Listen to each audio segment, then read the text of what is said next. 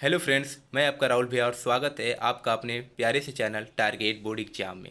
तो फ्रेंड्स, आज की इस वीडियो में हम लोग देखने वाले हैं कि जो 2024 में मैथ का पेपर होने वाला है उसका पैटर्न कैसा होगा, कैसे कैसे क्वेश्चंस पूछे जाएंगे, कितने कितने नंबर के प्रश्न पूछे जाएंगे और कितने क्वेश्चंस पूछे जाएंगे। ठीक है, सब कुछ आज की इस वीडियो में हम लोग जानने वाले हैं। ठीक है, देखिए, जो पिछले साल का पेपर हुआ था 2023 में, उसमें क्या किया गया था कि पैटर्नों को बदला गया था। जो पेपर का पैटर्न था वह 2023 में चेंज हो गया था सारे सब्जेक्ट का। उससे पहले जो होता था उसका अलग पैटर्न था, 2023 में ही चेंज किया गया था। अब जो पेपर का पैटर्न 2023 में चेंज हुआ है वही पैटर्न 2024 में ही रहने वाला है। ठीक है, मतलब जैसा पेपर 2023 में था मैथ का, वैसा ही पेपर बनेगा 2024 में भी मैथ का। तो अगर आप लोगों ने पहले से ही आपने 2023 का पेपर देख लिया है तो बहुत अच्छी बात है। इसमें मैं आप लोगों को 2023 का गणित का पेपर दिखाने वाला हूँ। तो जितने लोगों ने नहीं देखा है, जो जानना चाहता है कि 2024 में मैथ का पैटर्न कैसा होगा, कैसे प्रश्न पूछे जाएंगे, तो इस वीडियो को पूरा देखिएगा। और अगर आपने देख भी लिया है तब भी इसको देखिएगा। और अगर आप लोगों को इसका सॉल्यूशन भी चाहिए तो अगले वीडियो में मैं इसका सॉल्यूशन भी दे दूंगा, सारे सब्जेक्ट का दूंगा। आपको चिंता करने की ज़रूरत नहीं है क्योंकि 2 से 3 महीने का केवल समय बचा हुआ है। अब इसमें आप लोगों की जो तैयारी है बहुत ही ज़ोरों तोरों से होने वाली है, तो चैनल को सब्सक्राइब भी कर लीजिएगा। तो ये है 2023 का गणित का पेपर। ऐसा ही पेपर होगा 2024 में भी, जैसे जैसे इसमें पेपर का पैटर्न बनाया गया वैसा ही रहेगा। यहाँ पे कोड लिखा जाएगा। ये है 2023 गणित का पेपर। समय तो 3 घंटे 15 मिनट ही दिए जाएंगे। पूर्णांक आपका 70 नंबर ही रहेगा। चेंज क्या होगा तो प्रश्न में देखते हैं क्या क्या चेंज है। निर्देश तो आपको दिया है, निर्देश से भी आप पता कर सकते हैं क्या क्या चेंज हुआ है। सभी प्रश्न अनिवार्य हैं, यानी आपको सारे प्रश्न करने हैं। इस प्रश्न पत्र के अ और ब 2 खंड है इसमें, यानी 2 खंड दिए गए हैं, खंड अ और खंड ब। खंड अ में 1 अंक के 20 बहुविकल्पीय प्रश्न है। सबसे ज़्यादा यही पर चेंज हुआ है कि इस बार क्या होगा 2024 में।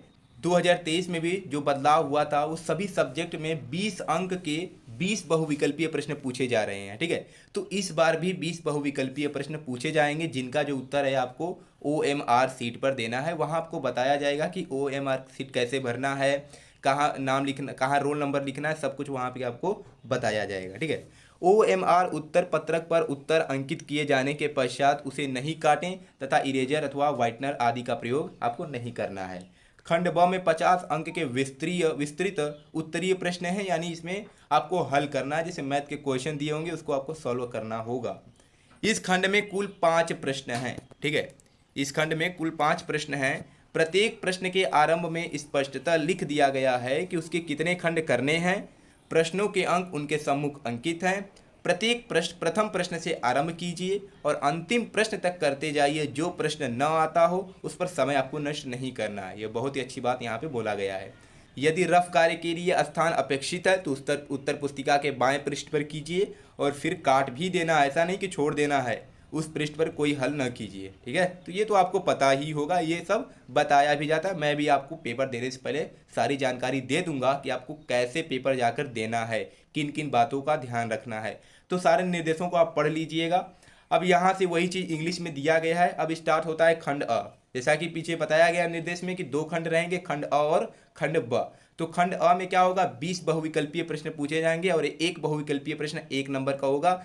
अर्थात आप 20 नंबर बहुविकल्पीय प्रश्न से चाहें तो थोड़ा सा भी अगर पढ़े होंगे तो आप ले लेंगे।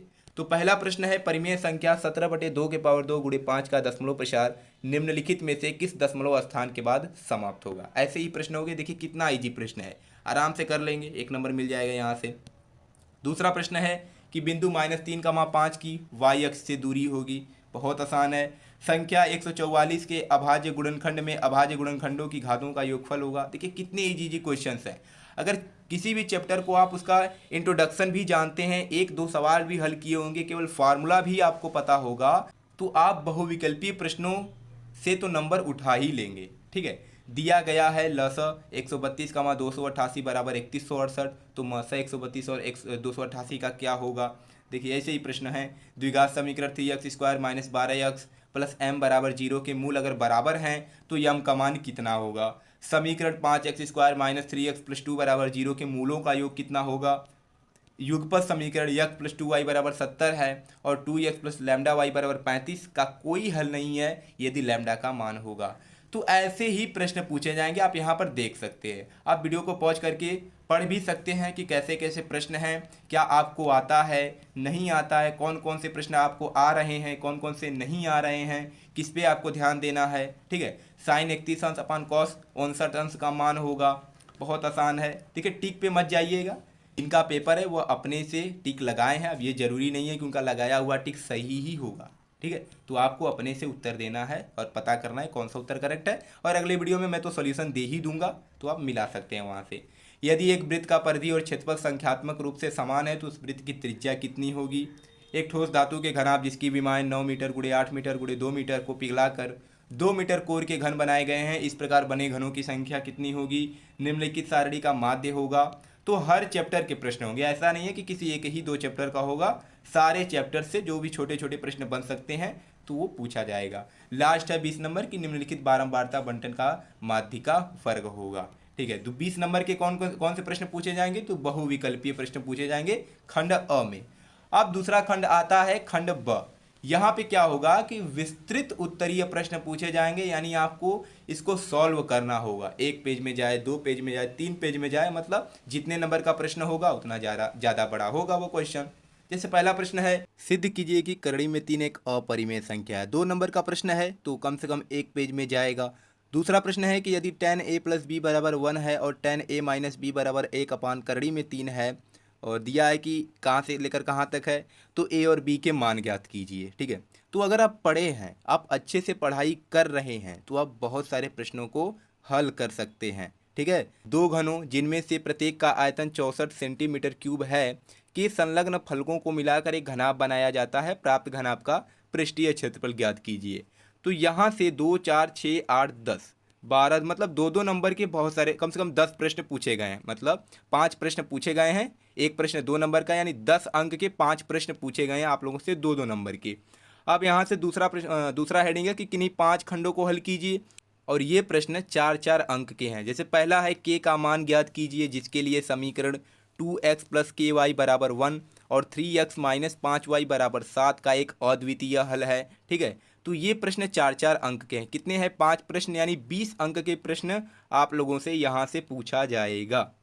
ठीक है, अब अगला है तीसरा नंबर, निम्नलिखित समीकरण युग्म को हल कीजिए। 6 नंबर का प्रश्न है, ये यहाँ पर भी 2 ऑप्शंस होंगे। ठीक है, 6 नंबर वाले प्रश्नों में 2 क्वेश्चन होगा, जिसमें से आप लोगों को केवल एक ही प्रश्न करना है। अगर पहला आता है कि निम्नलिखित समीकरण युग्म को हल कीजिए, तो इसको कीजिए। अगर ये नहीं आता है तो अथवा वाला भी हल कर सकते हैं कि 1 भिन्न 1/3 हो जाती है जब उसके अंश में 1 जोड़ दिया जाता है, और वह 1/4 हो जाती है जब इसके हर से 1 घटाया जाता है, वह भिन्न ज्ञात कीजिए। तो यह 6 नंबर का प्रश्न है। ठीक है, ऐसे ही चौथा भी है, या तो पहला कीजिए या तो अथवा वाला आ रहा है तो अथवा भी कर सकते हैं। ठीक है, तो 5वां प्रश्न भी ऐसा ही है कि 6 अगर पहला आता है तो ये कर दीजिए, 6 नंबर मिल जाएगा।